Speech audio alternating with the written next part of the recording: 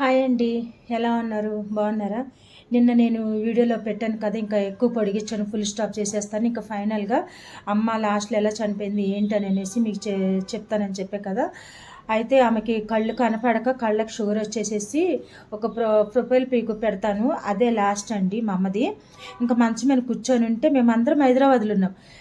ఇంకా గవర్నమెంట్ హాస్పిటల్కి తీసుకెళ్తే అలా అన్నా కొంచెం బ్రతికేదేమో. ఆర్ఎంపీ డాక్టర్ ఉంటారు కదా, మనం పేటలో ఉంటారు కదా, ఆర్ఎంపీ డాక్టర్ని పిలుచుకొచ్చారు ఎవరో మహా నటి. పిలుచుకొచ్చి చూపించేదో ఆయనకు ఒక 100 రూపాయలు ఫీజు ఇచ్చేసి ఇన్ని పిచ్చి టాబ్లెట్లు ఇచ్చి వెళ్ళాడు. ఆర్ఎంపీ డాక్టర్లకి ఏం తెలుస్తుందండి? షుగర్ ఉందా, షుగర్ కళ్ళకెక్కిందా, ఏమెక్కిందా, అసలు ఎలా ఉంది అని వాళ్ళకి ఏం తెలుస్తుంది? కానీ అలా చేసి చూపించారు. అప్పుడే జాకెట్ కూడా ఎలా జారిపోయి అసలు ఆమెకి ఉక్సులు పెట్టుకోవడానికి కూడా ఇది లేక ఓపిక లేదు. అంటే బలం చచ్చిపోయింది, బలం లేదు, కృంగిపోయింది. అంటే బోన్స్ అన్నీ ఇలా కుప్పగారిపోయినాయి అనమాట, అంటే దిగిపోయినాయి. పొద్దున్నుంచి అన్నం తినలా. మరి ఊర్లో ఎవరైతే ఉన్నారో జ్యోతిలక్ష్మి, జ్యోతిలక్ష్మి అని పేరు పెట్టా కదా, మీకు ఆల్రెడీ అర్థమైపోయి ఉంటుంది.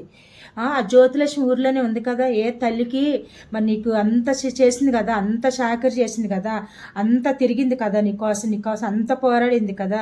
మరి ఇంత అన్నం తీసుకెళ్ళి పెడితే ఆమె వండుకుంది.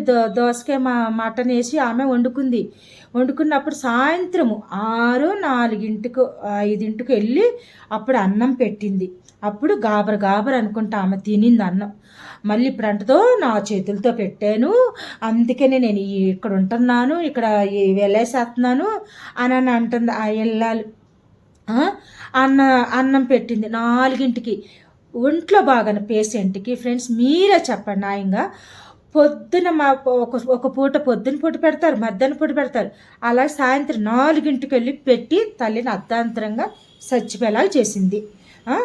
నైటు ఆటో అంటే మా తమ్ముడు ఇక్కడ హైదరాబాద్ నుంచి బయలుదేరుతున్నాడు అనగా ఆమె చెవుల్లో పడింది.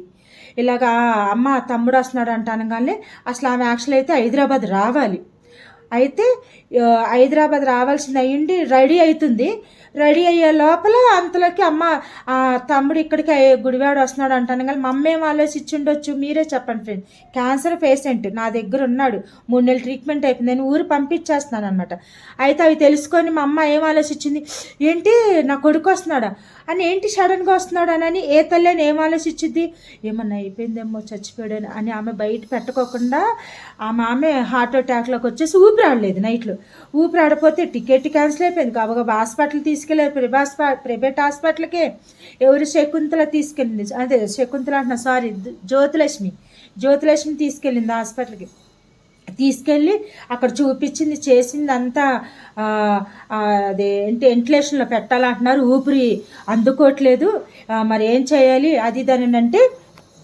అప్పుడు మాకు అందరూ ఫోన్లు చేస్తే నేనేమో నైటు 9 అంటే 8 అవుతుంది అనుకోండి, 8. నేను ఒకటే చెప్తున్నాను ఫ్రెండ్స్, నా దగ్గర నేను ఇప్పుడు బ్యాంక్ బ్యాలెన్స్ పెట్టుకుంటున్నాను, కానీ ఒకప్పుడు మొన్నటి వరకు అంటే తమ్ముడిని ఈరోజు ఎక్కిచ్చాను నైటు. ఇట్లా ట్రైన్ ఎక్కాడు ఆ పిల్లోడు, మా అమ్మకి ఇలాగ హాస్పిటల్కి వెళ్ళిందని తెలిసింది. అంటే మరి నా తమ్ముడిని మా మర్దల్ని వాళ్ళ పిల్లల్ని పెట్టుకుని నాకు ఎంత ఖర్చు అయి ఉండొచ్చు. అంటే బ్యాంక్ బ్యాలెన్స్ ఫోన్లో ₹1 లేకుండా అంటే ఉండొచ్చు, ఒక ₹1000, 2000 అట్లున్నాయి. కానీ వెంటిలేషన్ పెట్టించేంత నేను సత్యంగా చదువుతున్నా. నా దగ్గర 2000 ఉండే. మరి నా పిల్ల జాబ్ చేస్తలే, నా పిల్ల ఇంటర్లోనే ఇష్టపడి పెళ్లి చేసేసుకుంది నా కూతురు. మా అబ్బాయి కూడా అలాగే పెళ్లి చేసుకుని వెళ్ళిపోయాడు. నాకు అలా జాబులు చేసిచ్చి నాకు లక్షలు నాకేం ఇవ్వలేదు. నా రెక్కల కష్టం, నా కష్టం నేనే తినుకుంటూ, నా అమ్మకి అవసరం అయితే అమ్మకి, నాన్నకి అవసరం అయితే నాన్నకి, తమ్ముడికి అవసరం అయితే తమ్ముడికి, ఆ పిల్లడికి జబ్బు అంటే మంచి నయం చేసి ఇలా ఎక్కిచ్చాను. అలా కబురు వచ్చింది. అప్పుడు ఎవరి దగ్గర నాకు ₹1 ఉంటాయి ఫ్రెండ్స్ మీరే చెప్పండి. అంటే ఇప్పుడు నాకు నా భర్త వెనక ముందు ఉండి నాకు ఆయన శాలరీ తెచ్చిస్తున్నాడు, నేను ఇది అని అనుకోవచ్చు. నేనే పిల్లల్ని పెట్టుకొని అలా చదివించుకుంటూ అలా ఉన్నా, ఒంటరి బ్రతుకు. అయితే మరి మేము లక్షలు సంపాదిస్తున్నాం, మేము రిచ్ అది ఇది అన్న వాళ్ళు ఒక 10,000 ఫోన్పే చేయలేకపోయారా? వేయలేక ఫ్రెండ్స్, నేను ఎక్కువ పొడిగించట్లేదు, ప్లీజ్ రిక్వెస్ట్ చేస్తున్నాను. ఆ 10,000 ఎవరింతమంది పిల్లలుండి 10,000 వెయ్యలేక హాస్పిటల్లో, ప్రైవేట్ హాస్పిటల్లో ఇన్ఫ్లేషన్ ఆమెకి పెట్టలేదు. ఆఫ్ సీజన్ పెట్టక చచ్చిపోయింది. ఒక తల్లి రక్త మాంసాలు కానీ పెంచి అన్నదానానికి తీసుకెళ్ళి అక్కడ భోజనం పెట్టిపించి ఇస్త్రాకులు ఎత్తింది. హిందూస్ పెళ్ళిళ్ళకి వెళ్ళి మా అమ్మ పనికి, వంట పనికి వెళ్ళేది. మీరు అనుకుంటారు బంగ్లాల పని కాదు, వంట పని. పెళ్ళిళ్ళకి వెళ్తారు కదా, వంటలు చేస్తే ఒకరు గిన్నెలు కడుగుతారు, ఒకరు ఇస్త్రాకులు ఎత్తారు, ఒకరు కూరగాయలకు వస్తారని. ఆ పనులకి వెళ్ళి మమ్మల్ని అందరిని పోషించింది. అర్ధరాత్రిలో నెత్తి మీద బుట్టలో అన్నం మోసుకొని వచ్చేది. రుషాకి 2 రూపాయలు 5 రూపాయలు ఇవ్వాల్సి వచ్చేది. సాంబార్ మోసుకొచ్చేది. అంత ఇళ్ళమ్మడి తిరిగి, చుట్టాలు ఇళ్ళకి తిరిగి అన్నం అడుక్కొచ్చి, అంటే అడుక్కు రావడం అంటే అందరి ఇళ్ళకి కాదు, తెలిసి మా చుట్టాల ఇంటికి వెళ్ళి అన్నం తెచ్చి మా కడుపు నింపింది. డెలివరీ చేసింది, జబ్బులు వస్తే చూసింది, యాక్సిడెంట్లు అయితే చూసింది, నా 2 పిల్లల్ని పెంచింది. నేను అక్కడ పెడితే అక్కడ ఎంత ఇచ్చినా తక్కువే. కానీ నా ఇంట్లో వస్తువులన్నీ ఇచ్చేసేదాన్ని. బంగ్లాలో ఒక ఇల్లు మేడమలు ఖాళీ చేసేటప్పుడు సామాన్లు ఇచ్చేవాళ్ళు కదా, నాకు ఇచ్చేవాళ్ళు. టీవీ, ఫ్యాన్లు, టేబుల్స్ అవి ఇవి ఇస్తే, బిందులు అవి ఇవన్నీ ఇట్లా ఇచ్చేసేస్తే నేను అవి అన్నీ మా అమ్మ వచ్చినప్పుడల్లా మా అమ్మకి ఇచ్చేస్తాను.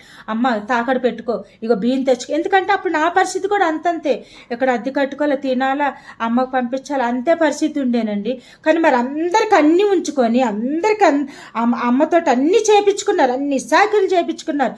అంత ఆమెకి ఇంత మూటలు వేసేవాళ్ళు. బట్టలు ఉతకమని, మనవరాలు స్కూల్కి వెళ్తుంది, మనవరాలు జడలే, అదే ఇదే, ఆ బాక్స్ కట్టి, అది కట్టి, ఇది చేయి, అది ఆ పని చేయి, ఈ పని చేయి అని గుద్దగాడికి అన్ని తెచ్చి పెట్టించుకున్నారు. తల్లితో అన్ని దగ్గర తెచ్చి పెట్టుకొని అంత చాకరి చేయించుకొని చచ్చిపోయేటప్పుడు ఇన్ఫ్లేషన్కి, ఆఫ్ సీజన్కి ఒక 10,000 ఎవరు వేయలేకపోయారండి. కానీ ఒక్కడు చదువుతున్నానండి, భూమి మీద తల్లి తండ్రిని తోడబుట్టిన వాళ్ళు, చూడనోళ్ళు అగ్ని ఆరదు, పురుగు చాదు, కట్టికి చీకట్లో దీపం ఒక గృహం ఉంటుంది చూడు, పాతాళంలో పడేస్తాడు. ఒక దీపం కూడా, ఒక ఎలుతురు కూడా ఉండదు, పాతాళంలో పడవేస్తాను అన్నాడు. ఇన్ని తెలుసుకుంటారు. ఊపుకుంటూ చర్చిలకి, ఊపుకుంటూ అక్కడికి ఇక్కడికి, మళ్ళీ మేము ప్రార్థన చేస్తున్నాము, అమ్మ ప్రార్థన చేస్తే నయమైపోద్ది అని చెప్పుకోడు. ఒక నిమిషం ఫ్రెండ్స్, ఇలా గొడవ పక్క పెడదాము. అలా అమ్మ హాస్పిటల్లో ఊపిరి అందక స్పాట్లో చనిపోయింది. చనిపోయిన అమ్మని ఇంటికి తెచ్చేసేసి ఇక పందిరేసేసి మళ్ళీ ఐస్ బాక్స్ తెప్పించారు. అంత అయిపోయింది. సాయంత్రము తీసుకెళ్ళాలి. అప్పుడు బ్రతుకున్నప్పుడు తిండి పెట్టలేని వాళ్ళు అప్పుడు వేస్తున్నారు బ్రెడ్ ముక్కలు, అవి ఇవి అన్నీ పెట్లేస్తున్నారు. చనిపోయినాక బ్రెడ్ ముక్కలు తింటారా ఫ్రెండ్స్? మీరే చెప్పండి, న్యాయం ఉంటే. అప్పుడు వేస్తున్నారు, అమ్మ నీకు బ్రెడ్ అంటే ఇష్టం కదా అని అప్పుడు వేసారు. మరి అది వేలల్లో ఖర్చు కాదు కదా బ్రెడ్. ఒక కొత్త చీర కొనుక్కొచ్చేయలేదు. ఉన్నావు ఇంకొక చెల్లి పాపం సంవత్సరానికి ఒక సంవత్సరం, నా తర్వాత చెల్లి ఉన్నది ఉన్నట్టే నేను చెప్తా. ఆమె సంవత్సరానికి ఒకసారి పండగ వచ్చిందంటే 5 చీరలు 6 చీరలు కాటన్ చీరలు, మా అమ్మకి ఇష్టమైన చీరలు కొని పంపించేది. మా అమ్మకి ఆ చీరలే వేసారు పెట్లు. ఆ చీరలే వెళ్ళిన వాళ్ళందరూ పంచుకున్నారు, ఇది ఈ చీర నాకు కావాలి, ఈ చీర నాకు కావాలని. ఆ అమ్మాయి తప్ప చీరలు ఇప్పించింది. మరి ఇంకెవ్వరు కూడా అడుగులంగాలు కాదు, ఒక జాయిడ్ ముక్క కాదు కదా, ఏమి ఇప్పించింది. మళ్ళీ పాత ఇచ్చేవాళ్ళు, పాత చీరలు. అలా చనిపోయి పెట్లో పెట్టేసి తీసుకెళ్లారు, మట్టి పూడిచేశారు. దరిద్రం వదిలింది, అమ్మయ్య అని అనుకున్నారు. అబ్బా మంచి సాగులు చేపించేసుకుని అన్నీ అయిపోయినాయి, మన పిల్లలు జాబులు చేస్తున్నారు, ఆ డబ్బుతో తినేయచ్చు అని అనుకున్నారు. కానీ 3వ రోజున ప్రార్థన బాగానే జరిగింది. చాలా గ్రాండ్గా చేసాం, ఏక మనసుతో చేసాము. నువ్వు 10,000 అనేసి మంచి ప్లేట్లతో సహా వచ్చిన వాళ్ళకి స్టీల్ ప్లేట్లతో సహా పంచి బాగా చేసాం ఫ్రెండ్స్. ఉన్నది ఉన్నట్టే నేను చెప్తా, చాలా గ్రాండ్ చేసాం. కానీ సంవత్సరకం చేయాలి కదా. మొన్న తమ్ముడిది ఎలా చేయలేదు చూడండి. నేను ఎందుకు తమ్ముడిది నేను ముందుకు రాలేదు, ఫస్ట్ అమ్మ చనిపోయింది కదా, అమ్మ సంవత్సరకానికి ఎవరు రాలా ముందుకి. చేతులు దులిపేసుకున్నారు, చేతులు వాష్ చేసేసుకున్నారు, హ్యాండ్ వాష్ వేసి. దరిద్రం వదిలిపోయింది అనుకున్నారు తల్లి చనిపోతే. కానీ సంవత్సరకం చేయాలి కదా ఫ్రెండ్స్. మీరు హిందూస్ మీ దాంట్లో చేస్తారు కదా, మేము క్రిస్టియన్స్ అయినా సంవత్సరకం అనం మేము, అంటే జ్ఞాపకార్థం కూడిక అంటాం. ఎవరైనా చేస్తారు అది. ఎవరు ముందుకు రాబోయేపాటికి పరువులు పోతే ఆమెకి మనసు అంటే అట్లాంటి ఊహ అనమాట, మనశ్శాంతి ఉంటుంది, పరలోకానికి వెళ్ళిందని అన్న ఒక ఇది ఉంటుంది, ప్రార్థన పెట్టిస్తే అనేసేసి. 7వ చెల్లి ఏడో చెల్లి ముందుకొచ్చి అందరిని అడిగింది, ఎవరు మేము చేయకూడదు, మేము అట్లా, మేము ఇట్లా, మేము మారిపోయాము, అట్లా ఇట్లా అనేసి చేతులు మంచి హ్యాండ్ వాష్ కూడా అవసరం లేదు, పెంటతో కడిగేసేసుకొని పక్క జరిపేది. ఆ చెల్లి ఏం చేసింది, నాకు ఫోన్ చేసి, మరి అక్క, మరి నేను ముందుకు వస్తున్నా, నువ్వు కూడా వస్తావా, ఎంతో కొంత వేస్తావా అంటే, చలో రైట్, అమ్మ కంటే ఈ వేరేది ఏమీ లేదు అనేసి చక్కగా బట్టలు చదురుకుని వెళ్ళిపోయినా, గుడివాడ వెళ్ళిపోయి అమ్మది ఇద్దరం కలిసి మంచిగా, ఎంత నాది ఫుల్ వీడియోలో ఉంటుంది చూడండి ఫ్రెండ్స్. నేను మా అమ్మది జ్ఞాపకార్థం చేసిన ఫంక్షన్ వీడియో ఫుల్ వీడియోలో ఉంటుంది, దాంట్లోకి వెళ్ళి చూడండి. ఎంత బాగా చేసినామంటే చక్కగా భోజనాలు ఏంటి, చక్కగా బొబ్బట్లు అంత గ్రాండ్గా చేసి ప్రార్థన పెట్టించి ప్రశాంతంగా వచ్చా. అసలు వీళ్ళ బుద్ధులు నేను ఎప్పుడు బయట పెట్టేదాన్ని తెలుసా ఫ్రెండ్స్. 3వ రోజు మా అమ్మ చనిపోయినప్పుడు 3వ రోజున ప్రార్థన పెట్టించారు చూడు, ఆ రోజే సాక్ష్యం చెప్దాం అనుకున్నా. ఆ రోజు ఎందుకని పోని ఇంతమంది చాలామంది వచ్చారు మా అమ్మకి, ఇంతమంది ముందు పరువెంది తీయాలనేసి ఆ రోజు చెప్పలా. మళ్ళీ సండేలో చర్చిలో చెప్దాం అనుకున్నా సాక్ష్యం. ఇలా చేశారండి అమ్మ విషయంలో, ఇలా చేశారు, అందుకే చనిపోయింది, నా దగ్గరకు కూడా రానివ్వలేదు అని చెప్దాం అనుకున్నా. కానీ నాకు ఎందుకులే పోని అని ఊరుకున్నా. కానీ నన్ను గోకారు ఫ్రెండ్స్, నన్ను గోకారు. పడుకున్న దాన్ని లెగు ఎందుకు పడుకున్నావు అనేసేసి నాకు వాయిస్ రికార్డింగ్లు పెట్టారు, నా దగ్గర ఉన్నాయి. ఈసారి ఎవరన్నా కంప్లైంట్లు ఇస్తా, అది ఇస్తా, ఇది ఇస్తానంటే నేను కూడా ముందుకెళ్ళిపోయి నేను కూడా దేవుడికి తర్వాత లెక్కప్పు చెప్పుకుంటా, ఏదంటే అది. లేదంటే వీళ్ళని ఊరుకుంటుంటే అంటే మనం అది చేద్దాం, దాన్ని ఇది చేద్దాము. మీరు ఒక్క అడిగేస్తే నేను ఈసారి నుంచి 10 అడుగులు వేస్తా, 10 అడుగులు వేస్తా. అమ్మని తిట్టావు, తమ్ముని చంపేశావు, అది చేసావు, ఇది చేసావు. అందుకనే ఫ్రెండ్స్ నేను ముందుకొచ్చి పబ్లిక్లోకి వచ్చి నేను యూట్యూబ్లో పెట్టింది దీనికోసమే. నన్ను ఇలా గెలికారు, నన్ను ఇలా తిట్టారు కాబట్టి. నాకు పోయినసారి పోయిన 2 నెలల క్రితం నన్ను తిట్టిరో ఎన్ని వాయిస్ రికార్డింగ్లు పెట్టారు తెలుసా నాకు.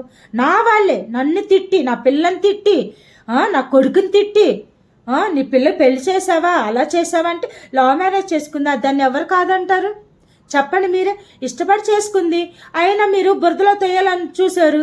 కానీ మంచి 1 కోటి రూపాయలు ఇంట్లో ఉంటుంది, మంచి భర్త, మంచి కుటుంబం.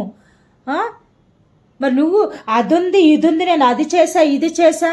ఎప్పుడైతే నువ్వు నీ కూతురు అట్లా చేసింది, ఇలా వెళ్ళిపోయింది, అలా వెళ్ళిపోయింది అని అన్నావు, నెల తిరగకముందే నీ ఇంట్లో ఏం జరిగిందో చూసుకో. నీ ఇంట్లో ఒక పెట్ట ఎగిరిపోయింది కదా, ఒక పెట్ట. నువ్వు నన్ను ఏలెత్తి చూపించావు కదా, ఏలెత్తి చూస్తే నువ్వు దుష్టుడి చోటిచ్చావు. కానీ సాతానుడు ఆడేం చేశాడు, వాడు పన్నాగా నీ ఇంట్లో చూపించాడు, నీ కంట్లో దుఃఖం చూపించాడు, నీ గుండెల్లో బాణం పెట్టించాడు. నువ్వు నాకు బాణం గుచ్చావు. నేను సారే తీసుకెళ్తున్నా, నేను లడ్డూలు తీసుకెళ్తున్నా, నేను బిజీగా ఉన్నా, అసలే 100 మంది ముంగట పెళ్లి చేశా, అది చేశా, చాలా గ్రాండ్ చేశా, నీకు మనవరాలు పుట్టింది, నీ మనవరాలు చూస్తాక ఎవరన్నా వచ్చారా, ఒక్కలన్నా వచ్చారా అని నా కంట్లో ఇలా యువతలలో నీ కంట్లో దూలం ఉంచుకొని నా కంట్లో నలకనెతికేవే నా కంట్లో. అందుకే సాతానుడికి నీ చోటిచ్చావు కాబట్టి నీ కంట్లోనే, నీ ఏళ్ళతోటి నీ కంట్లోనే పొడిచాడాడు. అందరూ దేవుడు చూపించాడు అనుకుంటారు, మీరు అనుకుంటారు, కానీ నేను అనుకోను. దేవుడు మంచియే చూపిస్తాడు, మంచియే ఇస్తాడు, మనకి మంచి ఫలాలే ఇస్తాడు. కుళ్ళిపోయిన ఫలము, కుళ్ళిపోయిన ప్లేసు, ముళ్ళకుప్పల రోడ్డు, చెడ్డ పిల్లల్ని, చెడ్డ భర్తని, చెడ్డ తల్లిని ఇవ్వడు యేసయ్య. అన్నీ మనం రాంగ్ అయినా మంచిగా సరిదిద్దుతూ ఉంటాడు. మన తలంపుల ద్వారాగా, మన హృదయం ద్వారా, శరీరం ద్వారాగా మన హృదయాన్ని తడుతూనే ఉంటాడు. చెడు తలంపులు వచ్చినా, చెడ్డ ఆలోచనలు వచ్చినా, ఎవరికన్నా చెడు చేద్దామని వచ్చినా దేవుని ఆత్మ వాళ్ళ మీద, మెండుగున్న వాళ్ళ మీద తడుతూనే ఉంటాడు, బెల్లు కొడతా ఉంటాడు చూడు, అలాగా హృదయాన్ని తడుతూనే ఉంటాడు. మేలుకో, ఇది చెడ్డ పని, ఇది చెడు పని, అవి నీకు లేదు, అది నీకు లేదు కాబట్టే నువ్వు ఎవరి ఎన్ని నిందలేసావు, నీ పిల్లలాగా, అదాలాగా, ఇట్లాగా, నీ కొడుకలాగా నేను బట్టలు ఇప్పుకొని తిరుగుతున్నాను అంటావా? అవును, మరి ఏం చేస్తాం. చూడండి ఫ్రెండ్స్, నాకు బట్టలు లేవు ఫ్రెండ్స్. ఎవరన్నా ఉంటే నేను దీంట్లో అడ్రస్ పెడతాను ఫ్రెండ్స్. నాకు కొన్ని బట్టలు పంపించండి ఫ్రెండ్స్. ఎందుకంటే మా వాళ్ళే నన్ను తిట్టారు, నా దగ్గర ఉన్నాయి వాయిస్ రికార్డింగ్లు. వాళ్ళు ఈసారి నాకు ఇంకోసారి పుల్లట్టాలి అని ఎక్కడికన్నా వెళ్ళారు అనుకో, నేను ఏకంగా జడ్జికే చూపిస్తా. అన్ని ప్రూఫ్లు ఉంచుకున్నా నా దగ్గర, వాయిస్ రికార్డింగ్లు అన్నీ ఉంచుకున్నా. ఎందుకంటే ఇలా ఇళ్ళు పాములు అనేసి నాకు తెలుసు. ఎప్పుడు పడుకుంటారు, ఎప్పుడు విషం కక్కుతారని నాకు బాగా తెలుసు.